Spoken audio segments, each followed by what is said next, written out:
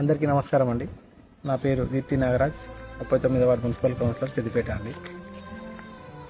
అయితే నిన్ననే బీజేఆర్ చౌరస్తా వద్ద గత వారం రోజుల కింద జరిగిన ప్రమాదాన్ని దృష్టిలో పెట్టుకొని మళ్ళీ అలాంటి ప్రమాదాలు జరగకుండా ఉండాలని నిన్న ఒక ఫ్లెక్సీని ఏర్పాటు చేయడం జరిగిందండి.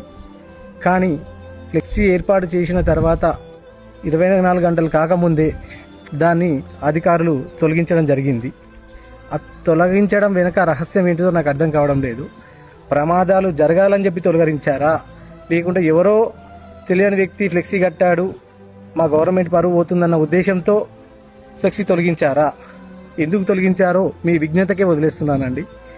ఎంత ఫాస్ట్గా తీశారో ఫ్లెక్సీ, అంతే ఫాస్ట్గా అక్కడ ప్రమాదాలు జరగకుండా ఒక స్పీడ్ బ్రేకర్లు కానీ ఏదైనా సూచికలు కానీ ఏర్పాటు చేసి ఇక ముందు ప్రమాదాలు జరగకుండా తొందరగా యాక్షన్ తీసుకొని చేయాలని కోరుకుంటూ మీ దీప్తి నాగరాజ్, 39వ వార్డు కౌన్సిలర్, సిద్దిపేట.